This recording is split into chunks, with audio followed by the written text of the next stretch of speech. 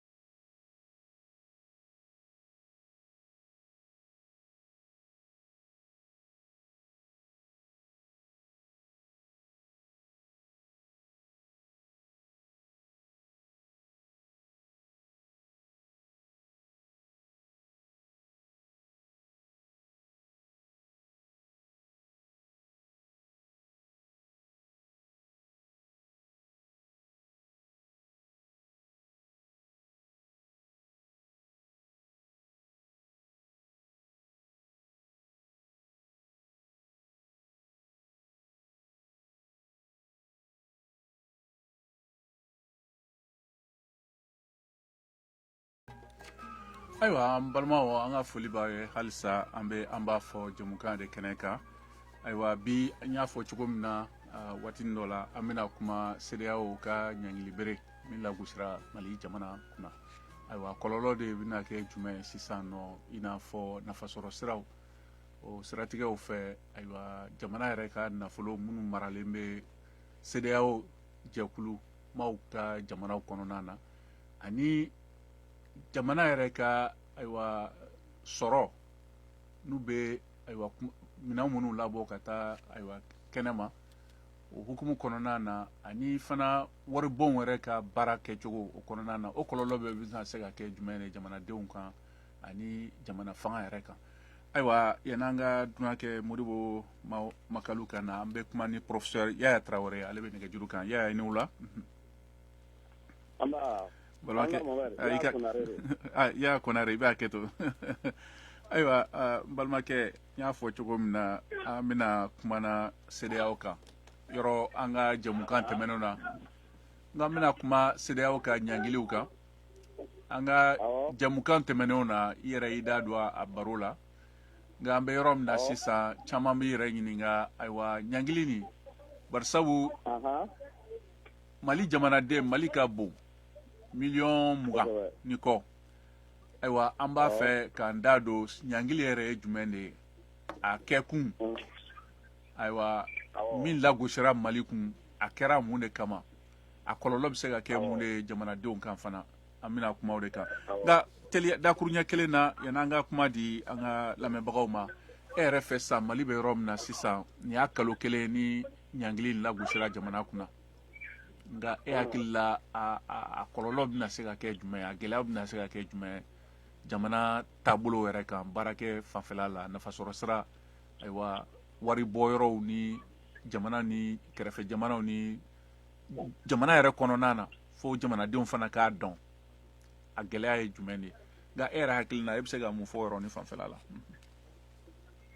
Bon an bɛ lamɛnbaajɛkulu bɛɛ lajɛlen ko fɔlɔ ka e yɛrɛ Mohamed fo. O diyara n ye kosɛbɛ professeur. A gɛlɛya kɔni a tɛ ka kɛ dɔwɛrɛ ye jamana ka sɔrɔ dɔgɔyali ani jamanadenw ka sɔrɔ dɔgɔyali. Ni jamana ka sɔrɔ dɔgɔyara ka jamanadenw ka sɔrɔ dɔgɔya o tɛ ka na dɔwɛrɛ ye jamana kɔnɔ ni gɛrɛntɛ tɛ o. Donc a kɔlɔlɔ kɔni bɛ kɛ min ye a kɔlɔlɔ bɛ kɛ gɛrɛntɛ de jamana kɔnɔ ka dɔ fara fantanya fana kan. Ka dɔ fara fɛnw fana feere kan. Sanni feere yɛrɛ fana o bɛ nagasi jango sanni feere yɛrɛ bɛ Mali ni jamana mun cɛ Malidenw ni jamana wɛrɛ mɔgɔ mun cɛ nagasi bɛ don sanni feere na sira fɛ. A kɔlɔlɔ kɔni tɛ ka fɔ ka ban cogo si la donc a kɛra cogo cogo a bɛ kɛ gɛlɛya de ye Mali ma parce que ne ɲɛ t'o fɛn na Mali fana bɛ se ka min ta ka o feere sanni feere b'a ni mun cɛ sisan Mali bɛ se ka min ta ka feere olu ma ni sanni n'a ɲɔgɔnna ninnu tɛ k'o bɛ se ka nafolo lase Mali ma donc a tɛ foyi lase Malidenw ma degun kɔ. Ayiwa caman y'a jira k'a fɔ ko ɲankili ni a tɛ ka foyi falen u ka ko la ayiwa sigidaw kɔnɔna na nka caman tɛ k'a faamuya fana ɲankili yɛrɛ fanba a gɛlɛya fanba yɔrɔ min ye ayiwa sigida kɔnɔna dɔrɔn tɛ barisabu kɛnyɛrɛyew baarada ninnu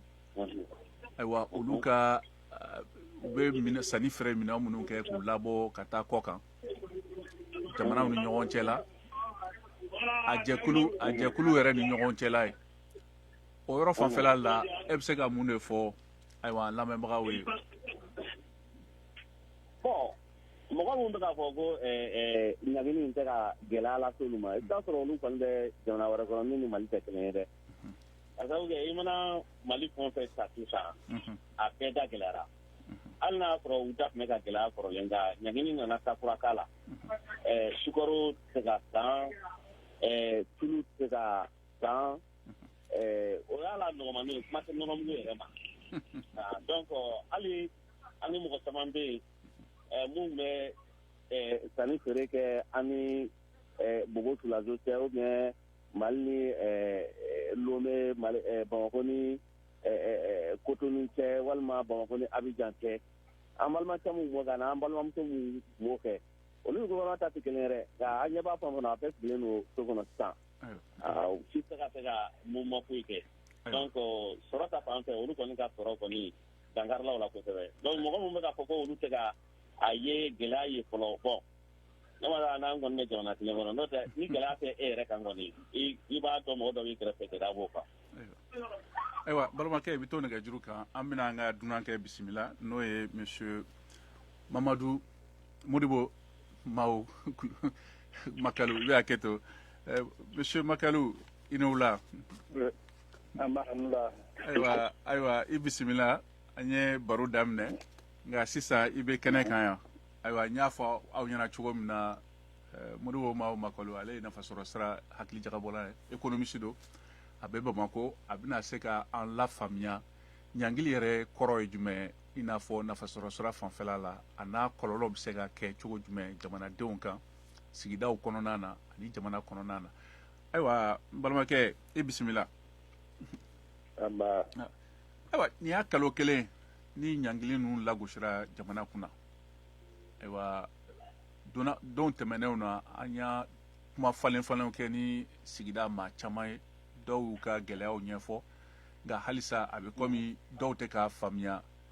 a kɔlɔlɔ bɛ se ka kɛ bonya n'a degun bɛ se ka kɛ n'a mɛnna jamana kunna ani jamanadenw yɛrɛ kunna komi e yɛrɛ y'a expert ye dɔnnikɛla don a yɔrɔ la i bɛ se ka dɔ fɔ an ɲɛna a ko la i bisimila. N cɛ n balimakɛ ne an lajɛbagaw an lamɛnbagaw bɛ fo u waleɲuman dɔn an b'aw yɛrɛ fo a ye wele bila ma nin yɛrɛ bɔtɔ ye réunion wɛrɛ dɔ la ka na nin réunion in na comme an tun bɛnna kan nin kuma ma nɔgɔn ne ye sɔrɔ ɲininikɛla de ye n tɛ politique la n tɛ mouvement na n tɛ association n tɛ parti politique la n tɛ fanga kɔ n tɛ opposition kɔ n bɛ min dɔn n bɛ n ka min dɔn n ka baara sira fɛ n bɛna o de walanwalan dɔɔni bon tiɲɛ m'a fɔ ko tiɲɛ bɛ ne bolo dɛ mais n bɛ min dɔn a la n bɛna o de walanwalan donc n bɛ se ka min fɔ gɛlɛyaba de bɛ ka suru an ka jamana kan ne yɛrɛ ne kabi 1988 ne bɛ baara kɛ tɔnsigi ninnu n'a bɛ fɔ a ma ko organisme d'intégration économique parce ne yɛrɛ ye baara fɔlɔ min kɛ USAID de tun y'a ɲini cabinet dɔ fɛ Alexandrie Virginie n'a tɔgɔ ko Eliot Berg associé ko ka organisation sous-régionale africaine Afrique jɛkulu minnu bɛ nin fara min jamana fila jɛlen bɛ jɛkulu fɛ ko k'olu bɛɛ jateminɛ timɛ k'a lajɛ minnu ka ɲi minnu man ɲi ani nafa bɛ se ka sɔrɔ o la cogoya min na an bɔr'o kan an taara sɔrɔ ko CEDEAO communauté économique des états de l'Afrique de l'Ouest jɛkulu min don ni Afrique tilebinyanfan jamana 15 jɛlen b'a la a bangera Lagos mɛ kalo tile 28 san 1975 ale ka baara ye de ka nafa sabati walasa jamanaw k'u fanga fara ɲɔgɔn kan n'u ka nafolo fara ɲɔgɔn kan ani jamanadenw ka se ka taama u ni ɲɔgɔn cɛ pour que ka se ka jamanaw lataaɲɛ ka jamanaw yiriwa n'a bɛ fɔ o ma ko libre circulation des biens des personnes des capitaux et des facteurs de production bon donc o jɛkulu in de nana an ka jamana ɲangi ani jɛkulu filanan n'a bɛ fɔ o ma ko UEMOA Union économique et monétaire ouest africaine o ye Afrique jɛkulu tilebinyanfan jɛkulu jamana 8 ye minnu ka wari ye CFA ye franc CFA donc olu fila de ye tɔnsigi kɛ janvier kalo tile 9 san 2022 ka Mali ɲangi ko barisa sɛbɛn min kan ka di min b'a jira ko baaraw dabɔra baara minnu bɛ se ka taa n'an ye kalata ni kalafili la olu sɛbɛntiyara donc ko fo ka kan ka k'o la donc o de la u ye nin ɲangini ninnu kɛ bon ɲangini ninnu ye suguya 5 de ye catégorie 5 fɔlɔ ni fanga taara CEDEAO sariya y'a fɔ de ko ni mɔgɔ ye fanga ta inconstitutionnel a kɛra constitution yɛlɛma ye o a bɛ fɔ a ma ko troisième mandat ou bien a kɛra marifata ye o n'i ma tɛmɛ sariya sunba fɛ ka fanga ta ko i bɛ ɲangi donc a bɛ fɔ de ma ko sanction politique donc i bɛ ɲɔngiri c'est-à-dire i ka participation bɛ ɲɔngiri jɔnkulu in kɔnɔna la donc a bɛ fɔ k'i tɛ siéger instance de décision na o kɔnɔna la o kɔni o sɛbɛntiyalen don o bɛ traité révisé de la CEDEAO kɔnɔ bon a bɛ fɔ o de ma ko sanction ciblée bon o de kɔfɛ sa u ye jamana ba dɔw ɲangi k'olu tɛ se ka taama ko ani o bolofɛn minnu bɛ banques kɔnɔ k'u b'u bolo da olu kan donc a bɛ fɔ o de ma gel des avoirs financiers ani interdiction de voyage donc o ciyalen don sariya in kɔnɔ n y'a fɔ cogoya min na donc o ye sanction politique ye o kɛra mais o kɛra décision taara kabi septembre kalo tile 16 mais a sɛbɛntiyara novembre kalo de kɔnɔna la mais o kɔfɛ de sa u y'a fɔ ko sɛbɛn in gafe in min b'a yira ko élection labɛnni taabolo élection taabolo bɛ labɛnna n'a bɛ fɔ a ma ko chronogramme détaillé pour les élections ko kan ka na ɲani décembre kalo tile 31 san 2021 bon transition ɲɛmaaw tun y'a fɔ ko faransɛ fanga ɲɛmaaw tun y'a fɔ ko ni tɔnsiba min kɛra n'a fɔ a ma ko assise nationale pour la refondation ko bɛ kun cɛ décembre kalo tile 30 ko n'o banna ni jamanadenw ye min fɔ k'u b'o de bila gafe kɔnɔ ko ka taa donc an ka ministre min bɛ taamaɲɔgɔnya ni baara kɛ an ni jamana wɛrɛw cɛ notamment ministre des affaires étrangères o taara n'o gafe in ye o gafe in taalen de sa u ye réunion min b'o kɔfɛ u ye an ka jamana ɲangi ka sanction suguya 4 wɛrɛ fara fɛn in kan donc o y'a kɛ 5 ye politique in kan donc politique kɛra a la donc u ye fɔlɔ min kɛ ka fara sanction politique kan o ye sanction diplomatique ko lasigidenw minnu b'u ka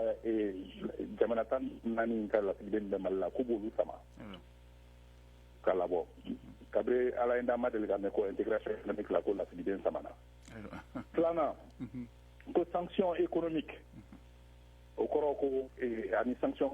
financière ani sanction commerciale donc o saba bɛ sɔrɔ ta fanfɛla de donc ka siraw datugu anw dun b'a dɔn an ka jamana ye jamana min ye a tɛ kɔgɔji kɛ an bara donc an bɛ sanni feere min kɛ an bɛ minɛn minnu feere kɔfɛ a n'an bɛ minɛn minnu san kɔfɛ olu bɛ tɛmɛ wali jamanaw de fɛ kɔgɔji kɛ minnu bara bon o wali jamana ninnu na o fanba bɛ tɛmɛ Sénégal de fɛ port de Dakar n'i ye 100 sarada ta an ka minɛn 70 100 sarada o bɛ tɛmɛ Dakar de fɛ bon filanan ye Abidjan ye caman bɛ tɛmɛ o fana fɛ mais Sénégal de ta ka ca kosɛbɛ ani Lomé ni Tema Ghana ani Cotonou olu bɛɛ b'a la mais Sénégal de ta ye 70 ye 100 sarada Modibo i bɛ hakɛ to mɔgɔw bɛ nɛgɛjuru kan u bɛna ɲininkali kɛ i fɛ ayiwa an bɛ taa joona Bamakɔ an balimakɛ Jabe Konate ale bɛ nɛgɛjuru kan Jabe i ni wula an b'a ni wula i ka kɛnɛ somɔgɔw bɛ di alhamdulillah baasi foyi tɛ yen ayiwa i bisimila i bɛ kɛnɛ kan i bɔra ka kɔrɔfɔkan mɛn an bɛ ka kuma ayiwa farafinna gun tile biyanfan nafasɔrɔsira jamanaw ka jɛkulu n'o ye CEDEAO ani jɛkulu wɛrɛ n'o ye UMOA olu ka ɲankili jamana kan ayiwa an ka dunankɛ ye Modibo Mawo Makalu ale b'an bolo nɛgɛ kan yan ayiwa ale ayiwa sɔrɔ ɲininikɛla ye ka bɔ Bamakɔ ayiwa ɲininkali jumɛn b'i bolo k'a lase an ma walima hakilina jumɛn bɛ a ko la i bisimila alhamdulillah an bɛ bɛɛ lajɛlen fo bisimila voilà ka Modibo fo vraiment a bɛ ka min fɔ en vrai dit vraiment a bɛ ka jɛlen d'an ma quoi sanction kɔni vraiment gɛlɛya bɛ malidenw kan an bɛ wagati min na ko bi bi na gɛlɛyaw caman bɛ yen nɔ parce que n'a fɔra sanction ye an b'a ye sanction bɛ na taabolo fila fɛ diplomatique sira fɛ donc ani société civile yɛrɛ donc olu yɛrɛ ka sɔrɔ siraw fɛ donc an b'a ye gɛlɛya ka teli ka minnu n'a ye anw touché joona joona donc o ye anw société civile an minnu n'an bɛ tile kuru kɛ ka dɔ ɲini ka don so donc an de bɛ a senti très rapidement donc i b'a ye hali sanction bɛ kɛ tuma min yɛrɛ la ka une semaine dɔrɔn an y'a dɔn gɛlɛya in an y'a senti quoi ayiwa vraiment ayiwa Konate ni diyara n ye kosɛbɛ i ni ce ayiwa an balimakɛ mamadu Ben Jabate ka bɔ Philadelphie ale bɛ nɛgɛjuru kan Ben i ni wula n b'a ni wula i ka kɛnɛ somɔgɔw bɛ di tɔɔrɔ su la i yɛrɛ dun ayiwa an b'ala tanu i bisimila ayiwa ɲininkali jumɛn b'i bolo ou bien hakilina jumɛn b'i bolo k'a la bon hakilina min bɛ ne bolo Mohamed n b'i fo fɔlɔ k'i ka lamɛnnikɛlaw bɛɛ lajɛlen fo o diyara n ye kosɛbɛ n bɛ deli ka kuma f'i ye an ka dunankɛ fana bɛ yan Modibo Mawo Makalu n bɛ ka dunankɛ fana fo professeur ya n bɛ fɛ ka min fɔ an ye Mohamed n bɛ deli ka kuma f'i ye ko foyi tɛ se ka dilan nkalon namara kan quoi ayiwa cogo jumɛn na f'an ka bɔ nkalon de kɔnɔ anw de jo t'a la il faut que an k'a dɔn k'a fɔ an jo t'a la de parce que ninnu ye 18 mois d'anw ma transition na an de ko ten maintenant n'an tilara ka na namara kumaw don a senkɔrɔ k'a fɔ ni consultation nationale kɛra olu mana bɛn min kan ninnu b'a dɔn k'o bɛɛ ye namara kumaw dilannen de ye san'an ka s'u ma n kan k'o bɛɛ dɔn u b'a dɔn k'o bɛɛ ye namara kumaw dilannen de ye donc u ye temps d'an ma an ka se k'an yɛrɛ restaurer an ma sɔn maintenant ne ni conséquence bɔra a la anw tɛ nɔ don il faut qu'an k'an sigi k'an miiri sisan an ka bɔ nin kɔnɔ joona parce que famille o ko signalera a mɛnna k'a fɔ ko famille bɛ ka don maintenant n'i taara nin sanction far'o kan jihadistes kɛlen don k'a kɛ sɛnɛ tɛ se ka kɛ sɛnɛ ma se ka kɛ ka ɲa o sanction bɛ ka far'o kan pourquoi an bɛ kow ɲini ni dusu ayiwa pourquoi an b'an dusu bɔ kuma bɛɛ di an de dusu bɔlen don kuma bɛɛ nin ko sugu ninnu na mais Mohamed an ka bɔ nin kɔnɔ sa CEDEAO m'a fɔ ko maliden ko CEDEAO jamana kɔnɔden dɔ de bɛna kɛ u ko maliden dɔ de bɛ k'a ye malidenw bɛ mɔgɔ min choisi de bɛ k'a ye an yɛrɛ ka constitution ko n'i ye coup d'état kɛ an tɛ yafi ma ayiwa Ben ayiwa o yɔrɔ ni o donnen don nka an ka segin ayiwa i n'a fɔ ɲangili ni a kɔlɔlɔ bɛ sira min kan Mohamed nana ni sanction in ye o donna minɛ o ye tiɲɛ mais sanction nin bɛ yɔrɔ min na sisan a bɛ ka digi jamana na don sunkalo bɛ surunyali ka na sunkalo bɛ ka se mais pourquoi an tɛ négocier joona di an ka bɔ nin kɔnɔ ayiwa pourquoi an tɛ négocier joona ne bɛ professeur ɲininka munna an tɛ négocier joona ka bɔ nin kɔnɔ conséquence min b'a la pourquoi u t'a fɔ malidenw ye a bɛ se ka gɛlɛya min lase an ma ka se degré ma ayiwa parce que ɲinan dɔrɔn tɛ ne bɛ fɛ ka professeur ɲininka ayiwa parce que ni sanction kɛra hali ni sanction wulila ka bɔ yen sadi a ka kow ka ɲɔgɔn sɔrɔ a bɛna san caman de ta tuguni ayiwa n b'a ɲininka o la solution jumɛn b'o la sisan ayiwa an ka dunankɛ bɛ yan o de kama a bɛna hakilina d'an ma o yɔrɔ fanfɛla la ayiwa Ben i ni ce i ni baraji nin diyara n ye kosɛbɛ ayiwa an bɛ segin ka na kuma di Modibo Mawo Makalu ma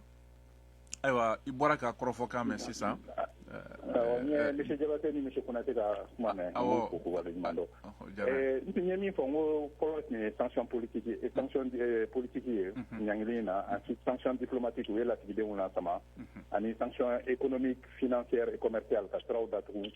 mais non seulement ka siraw datugu mais hali an ka société d'entreprise d'État ka sɔrɔ minnu bɛ banque kɔnɔ CEDEAO jamanaw kɔnɔ ani banque centrale la u y'u bolo da kan ani jamana ka nafolo min bɛ banque centrale kɔnɔ compte trésor ka compte min bɛ yen n'a b'a to jamana bɛ a ka musakaw sara ani a bɛ wari bila ka taa kɔfɛ ambassade ni fɛnw ma cogoya min u y'u bolo da o wari kan ko a bɛ fɔ de ma ko gère du compte principal du trésor à la banque centrale donc musaka ninnu caman o bɛɛ de balilen bɛ mais nin si tɛ sariya kɔnɔ ne ɲɛna nin kɔni nin ɲangili ninnu bɛɛ sisan an b'a ɲini de ka bɔ a kɔnɔ a nana cogoya min na o a bɛ cogoya bi in na parce que maliyɛndenw n bɛ min fɔ ne yɛrɛ n y'a sɛbɛn nin dɔgɔkun in na n ye conférence de presse dɔ kɛ tarata tɛmɛnen n ye journalistes wele ka f'u ɲɛna kɔlɔlɔ min b'a la sɔrɔ ta sira fɛ a n'a bɛ se ka maliyɛndenw dadigi kɛ maliyɛndenw na cogoya min na ka sɔrɔ da la parce que a dabɔra o de kama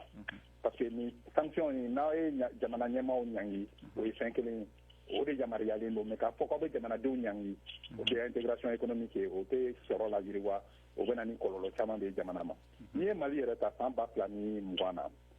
an ka sɔrɔ a bɛ fɔ min ma ko récession an donn'o kɔnɔ barisa bana min bɛ diɲɛ serege naani na n'a bɛ fɔ ma ko Covid o tunna an kan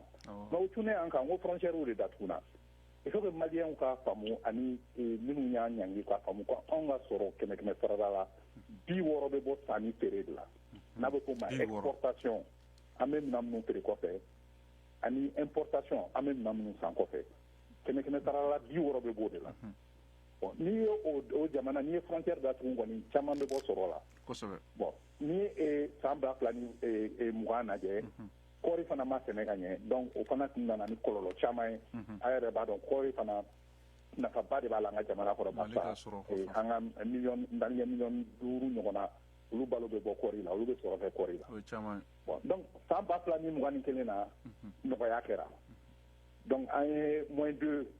an jiginna ni 2 ye san kɛmɛ sarada la an ka sɔrɔ jiginna ni 2 ye n'a bɛ fɔ a ma -2 récession san 2020 mais 2021 na a nɔgɔya kɛra sɔrɔ yɛlɛnna 4,6% naani ani tɔmi 6 kɛmɛ sarada la mais ɲinan an tun bɛ min jate minɛna na o tun ye sɔrɔ ka yɛlɛ ni 5 ani tɔmi 2 qui est un des taux les plus magnifiques dans le monde. Mais ni ɲangini nin continuera comme M. Diabaté a fɔ cogoya min na ni ɲangini nin continuera an b'o jɛ dɛ an b'o jɛ parce que don o don de dadigi bɛ ka kɛ an ka jamana la n'i y'a jateminɛ hali an ka PIB minɛn minnu bɛ dilan an ka sɔrɔ n'a bɛ fɔ a ma PIB produit intérieur brut c'est-à-dire minɛn minnu bɛ dilan an ka jamana valeur yɛrɛ richesse nationale a bɛ taa miliyari 32 ɲɔgɔnna de la don o don bon n'i y'a fɔra o ɲɛna ko miliyari 10 ɲɔgɔn bɛ b'o la don o don yɔrɔ o bɛ caman bɔ maliyɛnw ka sɔrɔ la bon maliyɛnw n'i y'a jateminɛ bi in na n ye min fɔ san 2020 na maliyɛn min bɛ yen sisan maliyɛn kilancɛ ka sɔrɔ tɛ tɛmɛ 100 kan tɛ 100 bɔ yɛrɛ bi in na a fɔra ko maliyɛn min tɛ dumuni ka fa sabati min tɛ 2 repas sɔrɔ par jour o ka ca ni 1,000,000 ye maliyɛn min tɛ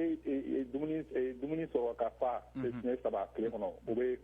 4 millions ɲɔgɔnna bɔ wa ni n'a bɛ fɔ ma déplacé interne minnu bɔr'u sigiyɔrɔ donc n'i nana ni gɛlɛya ye parce que fɛn kelen fana bɛ yen n ko o sɛbɛntiya dumunifɛn sɔngɔ bɛ ka gɛlɛya diɲɛ kɔnɔ kabi san 2020 FAO n'o ye diɲɛ tɔnba ye min bɛ baloko ta sira fɛ a y'a fɔ ko kabi 2011 balo sɔngɔ ma deli ka gɛlɛya ka san 2020 mais sisan BCEAO n'o y'an ka warisoba ye o fana y'a fɔ ko décembre kalo min tɛmɛna 2021 ko jamana 8 min ni CFA b'u bolo ko balo sɔngɔ yɛlɛla kɛmɛ sarala ni 6 de ye o ɲɔgɔn ma deli ka kɛ parce que anw ka CFA bɛ jamana minnu kɔnɔ balo kɛmɛ sarala a tɛ tɛmɛ 3 kan Mali la yɛrɛ a tɛ tɛmɛ 2 yɛrɛ kan mais o kɛra 6 de ye bon o 6 in na kɛmɛ sarala 6 in na i b'a sɔrɔ 4 ani tɔmi 2 ɲɔgɔnna o taara balo dɔrɔn de la kilancɛ tɔmi kelen kilancɛ o taara logement na ani 0,2% o taara transport la donc ça veut dire que et puis jamana minnu na sɔrɔ tɛ kɛ i n'a fɔ africain jamanaw na ɲɛmɔgɔ kɛmɛ sarala la i bɛ sɔrɔ 33 sɔrɔ o bɛ taa dumunifɛn de la bon mɔgɔ jamana minnu bɔ o kɔnɔ o y'a ye sanction tun ma kɛ fɔlɔ sanction nana janvier de o kɔfɛ décembre kɔfɛ donc o bɛna gɛlɛya wɛrɛ de fara o gɛlɛya in kan tuguni ayiwa Modibo yanni n ka kuma di Maimuna Garijugu ma n b'a fɛ k'i ɲininka min na ayiwa an ka fiɲɛ sira fɛ n'o ye Facebook ye maa minnu ye ɲininkali bila kumakan bila ka na a ka kɛmɛ ni kɔ u bɛɛ bɛ k'a jira ko Mali bɛ se k'i yɛrɛ bɔ nin ko na ko olu ma gɛlɛya foyi ye u ka diɲɛlatigɛ kɔnɔ mɔgɔw ka hakilinaw tɛ kelen nka a caman bɛ sigidabaw kɔnɔna na ayiwa olu kelen bɛ k'a turu da fɛn wɛrɛ kan ko ayiwa tiɲɛ tɛ nka yanni i ka o jaabi an bɛ kuma di an balimamuso an bɛ boli ka taa Kayi Maimuna Garijugu ale bɛ nɛgɛjuru kan Maimuna ayiwa n balimamuso i ni wula ayiwa baasi t'u la aw yɛrɛ sigida jɛkulu maaw ye i ye Bulɔnba Kayi Bulɔnba ayiwa o ɲɛmɔgɔ dɔ ye nka an bɛ ka kuma bi ayiwa farafinna gun tile biyanfan jamanaw ka ɲangili o kɔlɔlɔ jamana kan ani jamanadenw yɛrɛ de kan bi bi na an balimakɛ Modibo Makalu bɛ kɛnɛ kan yan a bɛ ka kunnafoni d'an ma ale ye ayiwa sɔrɔ ɲininikɛla ye ayiwa aw bɛ Kayi aw ka surun Senegal la ayiwa ni ɲangili nin caman bɛ k'a fɔ sigidaw kɔnɔna na k'a tɛ ka foyi k'olu la olu bɛ balo ka ɲɛ nka aw bɛna se k'o lafa e yɛrɛ hakilina ye jumɛn de fɔlɔ a ko la i bisimila. Sani n ka kuma n bɛ lamɛnnikɛla bɛɛ lajɛlen fo. o diyara n ye kosɛbɛ. n bɛ tila ka i yɛrɛ fo i Ture. ba i ni ce Gardigo. ne bɛ se ka min fɔ o ko la. bien sûr que sanction bɛ Mali kan. tiɲɛ don degun bɛ an kan ni mɔgɔ min ko degun ta an kan o tigi filila. sabula n'i y'a jateminɛ fɛn caman bɛ yen bi a sɔngɔ yɛlɛnna ka d'a kan hali n'a bɛ na bɛɛ n'i ka nafasɔrɔ sira ɲini cogo de don commerçant dɔw bɛ yen ka sɔrɔ fɛn dɔw bɛ yen a bɛ ka sɔrɔ cogo min na kɔrɔlen olu b'a la ka dɔ fara kan moi je ne suis pas économiste mais ne ka analyse la diɲɛlatigɛ la degun bɛ fɛn o fɛn na avantage b'a la CEDEAO ye ɲangi min ka an kan n'i y'a jateminɛ maliden 100 sara la 85 fo ka taa se 90 ma o bɛɛ lajɛlen tun ka laɲini ye nin de mun de mais san'i ka jɔrɔ sɛgɛn na bi degun Mali kan mun de ye degun se anw ma kɔngɔ ka degun maliyɛn ye o de kɔrɔdɔn bi ni mɔgɔ faga ka degun ye m'a dɔn ni kuma in b'a la ka faamu. ayiwa n bɛ k'i lamɛn an bɛna se ni ko degun tɛ an kan o tigi filila kosɛbɛ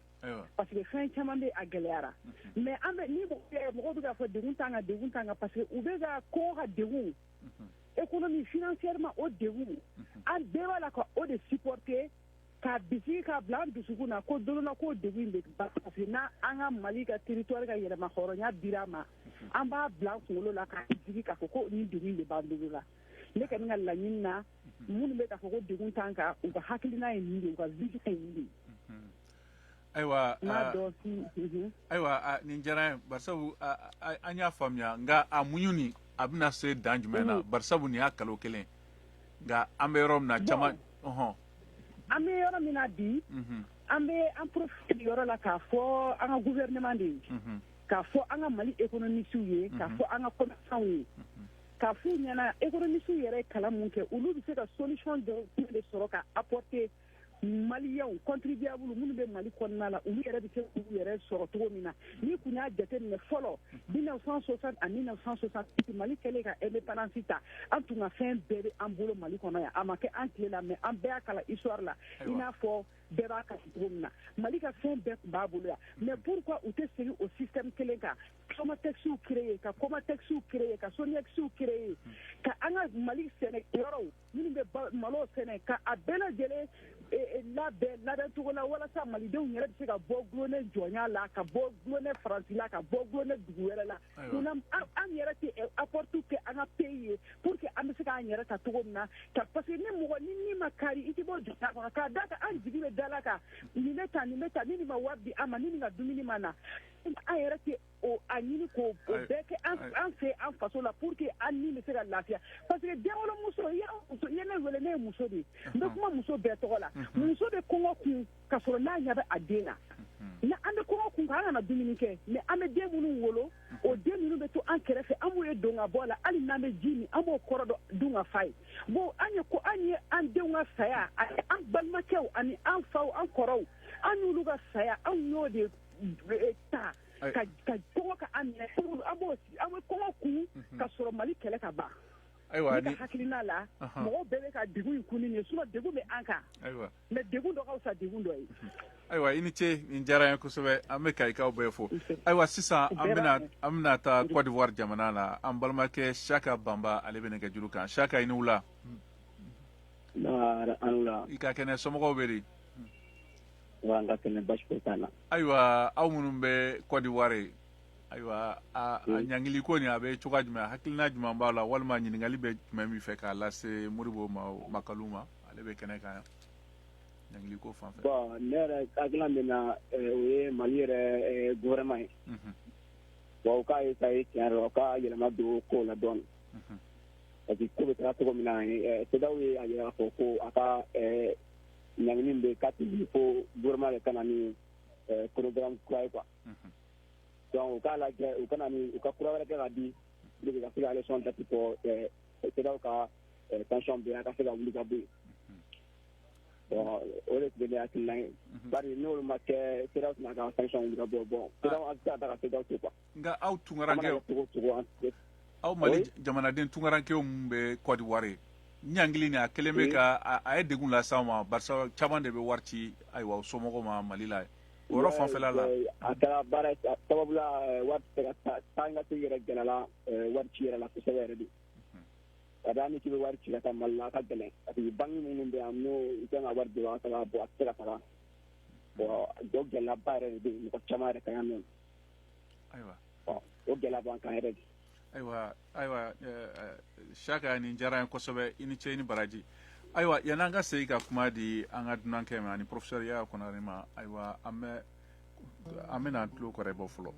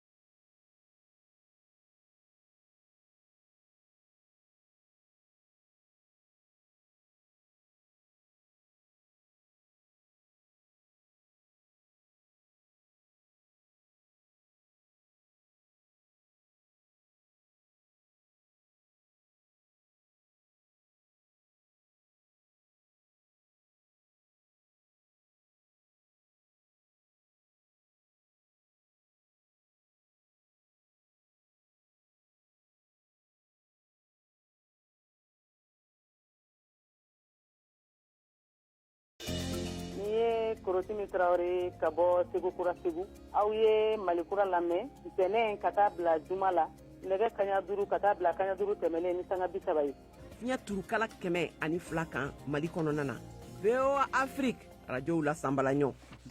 ayiwa an balima halisa an b'a fɔ de kɛnɛ kan n'an ka dunankɛ Modibo Makalu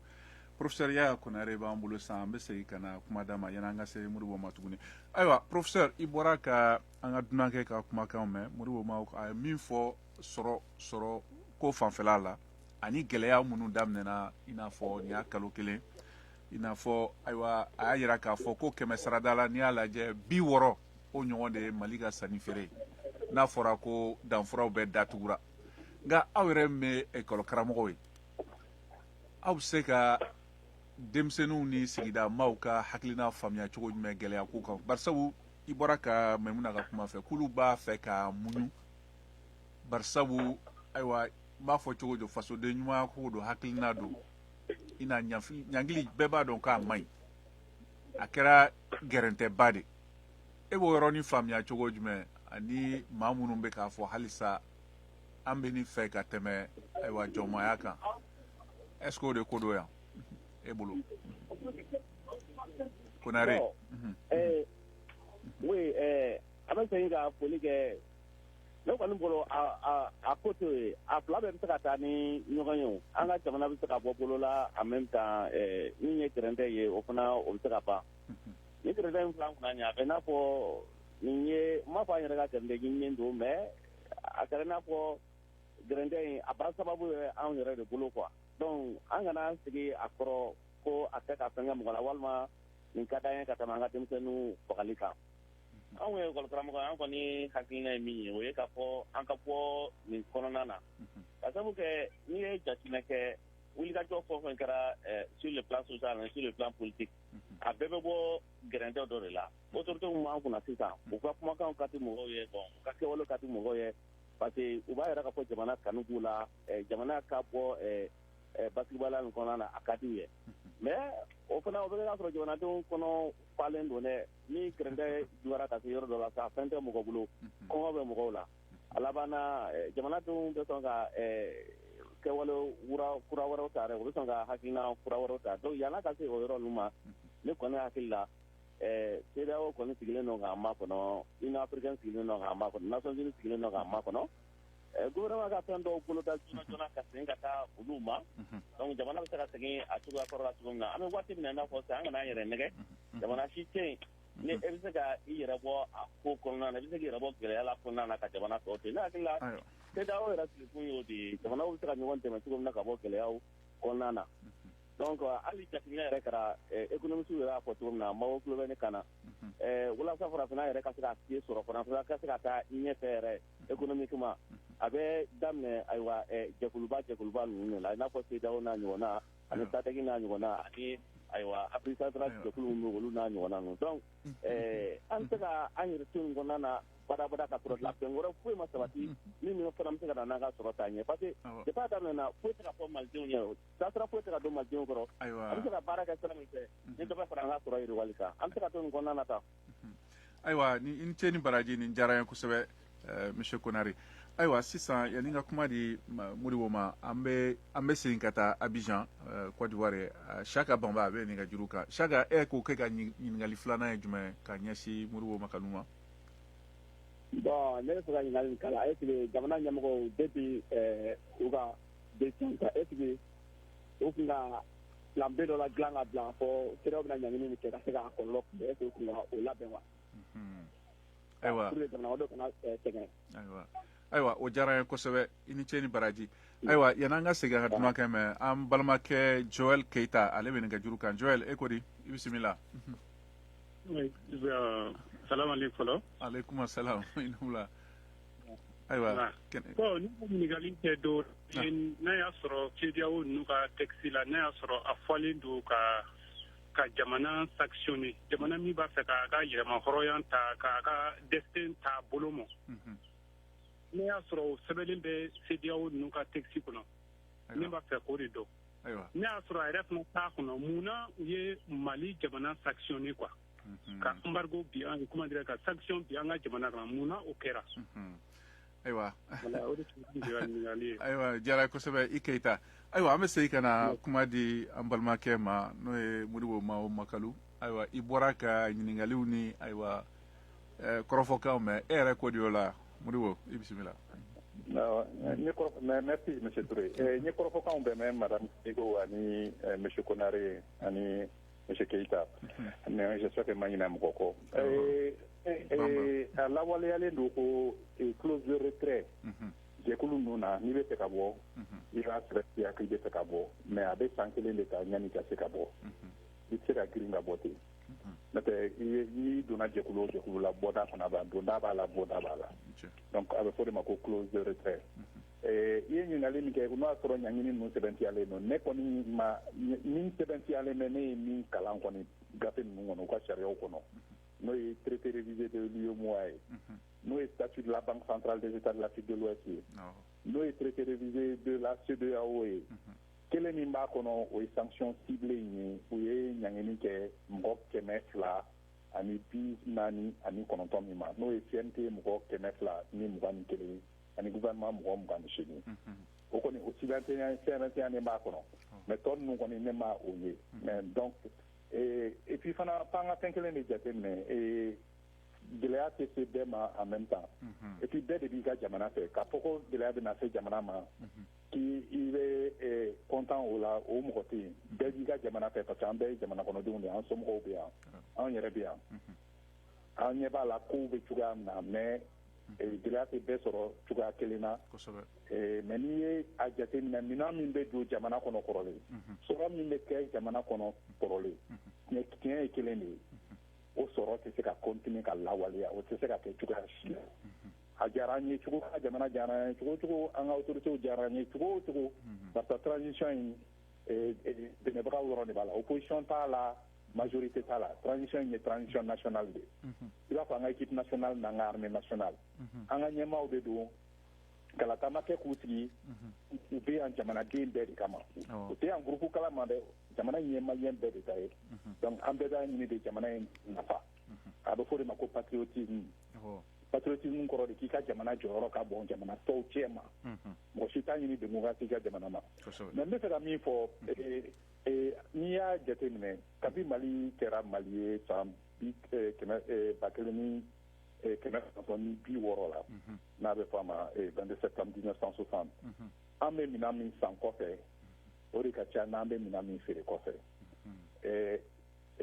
chiffre laban minnu b'an bolo n'o ye banque centrale des états de l'Afrique de l'Ouest ye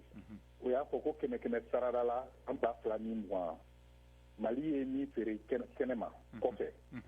100 sarada la 82 tun ye sanu de 82 tun ye sanu ye o bɛnna miliyari 2,304 de ma san 2020 in na kɔɔri fana bɛnna 100 sarada la 6 ma o bɛnna miliyari 162 ani baganw o de ye sabanan ye o tun ye 100 sarada la 3 ye o bɛnna miliyari 80 de ma bon donc n'i y'o saba fara ɲɔgɔn kan sanu kɔɔri ani baganw 100 sarada la olu ye 91 de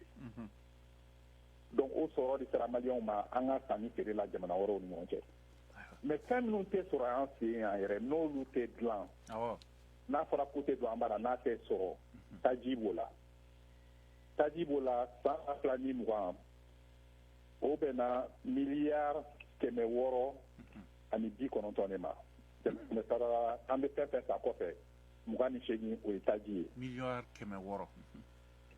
619 690 milliards donc 100 sarala an ye nan fɛn fɛn san kɔfɛ an 2020 na 28 o tun ye taji n'a a dérivé ye n'a bɛ fɔ a ma ko produit énergétique donc carburant b'o la gaz butane b'o la a n'a ɲɔgɔnnaw bon filanan o bɛnna machine de ma an bɛ an ka pièces détachées n'an ka usine minanw n'an ka fɛnw o bɛnna miliyari 550 donc n'i ye 100 sarala ta o ye 22 ani tila ye o ni si tɛ dilan an fɛ yan nin bɛɛ bɛ bɔ kɔfɛ de donc ni ninnu ma na baara tɛ se ka kɛ jamana kɔnɔ bari ni baara ma kɛ mɔgɔw tɛ sara sɔrɔ ni mɔgɔw ma sara sɔrɔ u bɛ sanni kɛ cogo di a bɛ gɛlɛya dɛ ni minɛnw fana mɔgɔw bɛ balo cogo di ayiwa an balimakɛ wɛrɛ bɛ Modibo Keyita ye fɛn kelen de fɔ ko ni tubabuw sera an na parce que an b'a sanw kɛ ni dusu de ye ko kɛlɛ dun tɛ kɛ ni dusu ye kɛlɛ bɛ kɛ ni fɛɛrɛ de ye donc an hakili jagabɔ an ka maliyɛn dusu da kɛrɛfɛ dɔɔni an ka hakili jagabɔ k'an a lajɛ an b'an yɛrɛ bɔ nin gɛlɛya in kɔnɔ cogoya min parce que an bɛ gɛlɛya de kɔnɔ wa y'a fɔ mɔgɔ m'a fɔ an bɛ gɛlɛya de kɔnɔ o kɔni ayiwa mɔgɔ wɛrɛ bɛ kumaɲɔgɔnyaw bɛ sen na an bɛ ala deli de a ka taa ɲɛ walasa fɔ ka bɛn ka se ka kɛ ne ɲɛna n'o yɛrɛ man jan ɲɔgɔn na pour que an ka se ka bɔ nin kɔnɔ kosɛbɛ jɔn nɔ don jɔn nɔ tɛ vraiment an n'o bɛɛ kan o kɔni ayiwa sabanan o ye ayiwa i bɛ hakɛ to an balimakɛ adama huba daɲogo ale bɛ nɛgɛjuru kan ale fana bɛ ɲininkali dɔ kɛ la adama yuba wedrago daɲogo i tulo b'an na i bisimila ka n ka foli bɛ an balimaw bɛɛ an balima lamɛnnikɛla cɛ fara muso kan a diyara n ye kosɛbɛ ne hakilina ye min ye jamana in taabolo la transition in kɔnɔna na ne hakili la ni n ko fɛn ɲumanba don an ka jamana ma hakilina dɔw b'a faamuya ka kɛ fɛn wɛrɛ ye nka ne hakili la an bɛ waati min kɔnɔ ko sisan jamana in bɛ gɛlɛya kɔnɔ mais gɛlɛya min don a ye jamanadenw fara ɲɔgɔn kan min ɲɔgɔn ma deli ka kɛ malitigi yɛrɛ kɔnɔna na kabini anw bɛ yen n'i ye kow ta k'a lajɛ a taabolo la sisan in na maliden bɛɛ ka fara ɲɔgɔn kan cɛ fara muso kan fadenya tɛ foyi tɛ kɛlɛ tɛ gɛlɛya ka kɛ kulu kelen kan kelen kun kelen na kelen siɲɛ kelen a sɔrɔla waati min fɛ o ye an ka transition in kɔnɔna ye e k'i ɲɛ jɔ k'a lajɛ marche min kɛra kɔsa in na jama min bɔra ka fara ɲɔgɔn kan jateminɛ kɛ a kan ni histoire ta k'a lajɛ o ɲɔgɔn ma deli ka kɛ fɔlɔ. Ayiwa. Voilà. Bon, ne ko n ko sɛgɛ a ka ɲi an ka jamana ma, sanction ka ɲi an ka jamana ma, parce que ni sanction bɛ se ka kɛ sababu ye ka anw ka yɛrɛmahɔrɔnya d'a ma, économiquement et socialement, donc anw jɔlen don n'a ye. Nka yani tɛ se ka kɛ sɛgɛ kɔ, ni sɛgɛ kɛra an bɛ tila ka fɛn sɔrɔ kɔfɛ. Ayiwa, e bolo o nafasɔrɔ sira fan fɛ ani sɔrɔta fan fɛ, e bolo Mali sera o yɔrɔ hakɛ ma wa? Mali bɛ se ka... An sera o yɔrɔ ma. Cogo jumɛn na? Ne fɛ an sera o yɔrɔ ma, hali an tɛmɛna o yɔrɔ kan. N'i ye sigi ka jateminɛw sigi ka économiquement ka jate lajɛ i b'a sɔrɔ sanu min bɛ bɔ an ka jamana in kɔnɔ a bɛ se ka anw bɔ nɔgɔ la ni a taara a taabolo kan. Bolow de birilen bɛ anw ka sɔrɔ da la, bolo caman de birilen bɛ anw ka sɔrɔ da la, n'an sera k'an yɛrɛ bɔ o tigilamɔgɔw bolo ka an yɛrɛ kɛ an yɛrɛ ta ye ka segin anw yɛrɛ ma, ne fa an bɛɛ bɛ balo an b'an ta sɔrɔ jamana in bɛ taa taabolo kan san tan ɲina kɔfɛ tɔgɔ dɔ bɛ wele Mali la min tɛ nin ye. E ka Sini ta k'a lajɛ, e sigi ka taa kɔfɛ san 20 nin kɔfɛ an ta histoire kɔnɔ san 20 Sini tun tɛ foyi ye, n'an bɛ yɔrɔ jumɛn na ye ko bi diɲɛ bɛɛ bɛ ka girin a nɔfɛ. Donc mun b'a jira anw fana tɛ se ka kɛ o ye. Ayiwa, Ala k'o kɛ. Ayiwa, i ni ce ni baraji Daɲogo, an bɛna kuma di an balimakɛ Ayuba Traore ma. Ayuba, i tulo b'an na? N tulo b'aw la. Ayiwa, i bisimila. Monsieur Makalu bɛ yan nɛgɛjuru kan. Ayiwa. Ayiwa, i ko di? Bon, sera ka sanction ko kɔni bon an bɛ mun ya dɔrɔn u yɛrɛ ka sanction talen tɛ n'u yɛrɛ ye quoi. Parce que an b'a dɔn mɔgɔ min ko Faransi kɛlen bɛ k'u pousser dɔrɔn k'u bila nin na sinon bɛɛ b'a dɔn ko sanction in na a bɛ ta Mali kama mais bɛɛ bɛ ka kɔlɔlɔ sɔrɔ a la. Ayiwa. Maro de tulo bɛ na. Ne tulo b'i la, n y'a mɛn. Gɛlɛya yɛrɛ min b'a la Senegal i t'a sɔrɔ a la ka ban. Côte d'Ivoire i t'a sɔrɔ a la. Même Burkina Niger bɛɛ de b'i ta sɔrɔ nin la. Nka e yɛrɛ fɛ a kɔlɔlɔ ye jumɛn bi bi in na an bɛ yɔrɔ min na sisan nin y'a kalo kelen an bɛ ka kuma kɔlɔlɔw de kan jamanadenw kan ani jamana fanga yɛrɛ. A kɔlɔlɔ wa? Bon a kɔlɔlɔ kɔni min ye foyi tɛ bɔ ka jamanakɔnɔdenw ka u labila gɛlɛya kɔnɔ dɔrɔn. Ayiwa, n balimakɛ. Sanction n'a bɛ taa mɔgɔ min bɛ a kan ka taa autoroute de kama o. Mais sanction fanba bɛ ji jamanakɔnɔdenw de kan kosɛbɛ. Ayiwa. Voilà, n b'a dɔn i b'a faamu. Ayiwa, n y'a faamuya i ni ce o la nin diyara n ye kosɛbɛ Traore. An bɛna an balimakɛ wɛrɛ ta ko Koniba Kumare. Koniba i ni wula. Awa, an ce. Nba, i ni ce. Ayiwa, i bisimila. Nba. E ko de. Awa, n ko sira ka sanction na. Bon, a kɔni tɛ ka jan an ka financièrement kosɛbɛ. An bolola an minnu fɛn bolola baarakɛlaw ye an tɛ ka jan kan kosɛbɛ. Mais an ka dumunifɛnw olu de bɛ ka gɛlɛya quoi. Ayiwa. Voilà, an tɛ k'o yɔrɔ de faamu or que a fɔra ko sanction yɛrɛ la k'olu t'a la bon olu bɛ ka gɛlɛya an kɔni tɛ k'o faamu fɔlɔ. Ayiwa, an balimakɛ n'o ye Modibo Mawo Makalu ale ye sɔrɔ ɲininikɛla a bɛn'o jaabi sisan anw ye. Ayiwa, i ni ce Koniba nin diyara n ye kosɛbɛ an bɛ segin ka na kuma di Mamadu Mawo Kulubali ma. Modibo du moins, je m'excuse.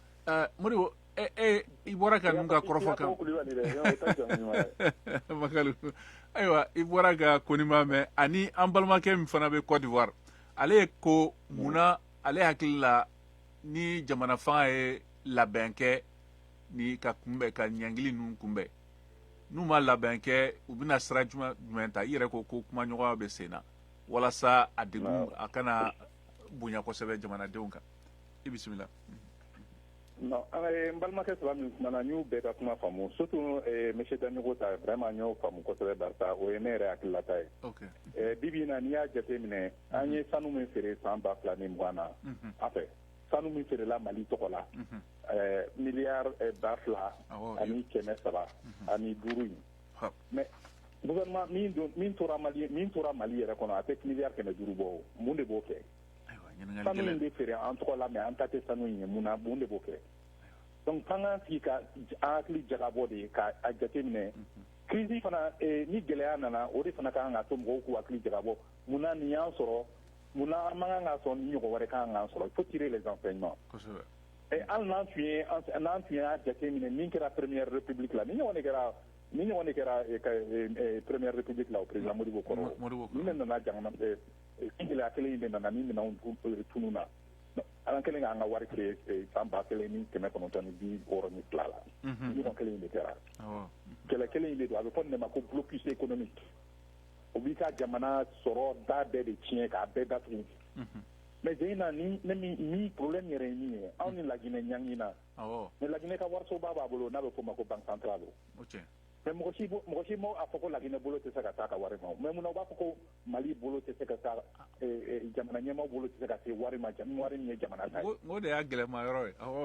non mais o y'a gɛlɛma ɲɛfɔli yɔrɔ de t'o la quoi o tɛ donc an tɛ sanction yɛrɛ kɔnɔna nin ye kɛlɛ wɛrɛ de ye donc an k'a ɲɛɲini vraiment parce que mɔgɔw bɛ se k'an mago sa an kana sɔn an ka so o niveau ma donc vraiment an ka hakili jagabɔ an bɛ se ka bɔ nin na cogoya min na ani an bɛ se k'an bolo yɛlɛma cogoya min na walasa jamana bɛ se ka jɔ jamana n'o fana tɛ se ka kɛ ni jamanadenw ma fara ɲɔgɔn kan jamana o jamana ma basigi ni lakana tɛ yen sɔrɔ tɛ n'a ye o bɛ gɛlɛya donc fo Mali la an k'a daminɛ o de la kumaɲɔgɔnya in o bɛ se ka sira sɔrɔ bon kunbɛnni dɔw kɛra o jamana ɲɛmaaw y'a fɔ ko u y'a jateminɛ mais olu tun ɲɛna k'a bɛna se minnu fɛ sanction ɲangini minnu lawaleyalen don sariya kɔnɔ k'a bɛna da o de ma mais an tɛmɛn'o bɛɛ kan o ayiwa n'i y'a jateminɛ hali an ka société d'État ka wari minnu bɛ kɔfɛ ko u bolo tɛ se ka dɔ olu kan État fana ka wari u bolo tɛ se ka dɔ o fana kan État tɛ se ka wari sɔrɔ yɔrɔ wɛrɛ État tɛ se ka juru sɔrɔ yɔrɔ wɛrɛ alors que jamana tɔw bɛ ka juru ta warisoba min kan ka juru dɔn an ka État la o ye an jamana 8 bɛɛ de ka warisoba ye ayiwa Modibo ɲininkali laban o ye Mamadu Traoré k'a lase ma Mamadu dakuru ɲɛ kelen na e ka ɲininkali ye jumɛn bon ne ka ɲininkali ye mun ye allo t'a fɛ waati korolen don dakuru ɲɛ kelen na i ka ɲininkali ye jumɛn t'a fɛ dakuru ɲɛ kelen na ne bolo an ka transition kan ka fɛlɛ tigɛ mun b'a to an ka jamana an bɛ se ka production kɛ cogo min na ka d'a kan gɛlɛya mun b'an kan nin wagati in na manque de production de bɛ k'a s'an ma quoi sinon embargo mana kɛ cogo o cogo n'i bɛ production kɛ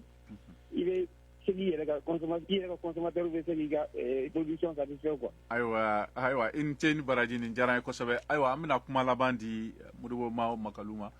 Modibo ayiwa kuma laban b'i bolo e yɛrɛ k'o di. n balimakɛ y'a bɛɛ fɔ sisan. fɛn fila de don i bɛ min dilan i fɛ yen mais n'i y'a mɛn sɔrɔ a bɛɛ dabɔkun activité économique yɛrɛ bɛɛ dabɔra de ye i bɛ min consommer e yɛrɛ bɛ min consommer anw dun ka consommation fɛn bɛɛ bɛ bɔ kɔfɛ de ye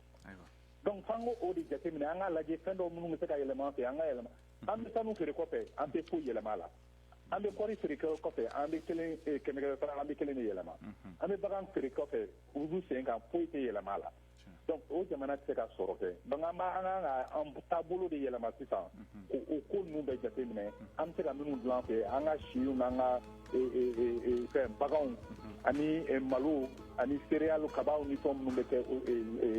o caman de bɛ kɛ an fɛ yan mais an tɛ foyi yɛlɛma a la an bɛ an ko olu fɛn ninnu caman dun an yɛrɛ fɛ yan. ayiwa i ni ce ni baraji nin diyara n ye kosɛbɛ Makalu an ka foli bɛ an lamɛnbagaw bɛɛ ma Mali kɔnɔ ani Mali kɔ kan nin bɛna dan sigi an ka bi jamukan na jamukan lamɛnna an balimakɛ Cheikh Thioro fɛ nɛgɛ kɛrɛfɛ juru tun b'a ayiwa an balimamuso Zɛnab bolo ayiwa nin jamukan lasera ne yɛrɛ ma Mohamed Touré fɛ aw ni ce aw ka tulomajɔ la an ka foli bɛ bɛɛ ye minnu bɛ ayiwa nɛgɛjuru kan ani minnu fana bɛ k'an mafilɛ nin waati in na fiɲɛ sira fɛ an ka foli bɛ ani professeur Yaya Konare aw k'an bɛn sibiri wɛrɛ la inchallah.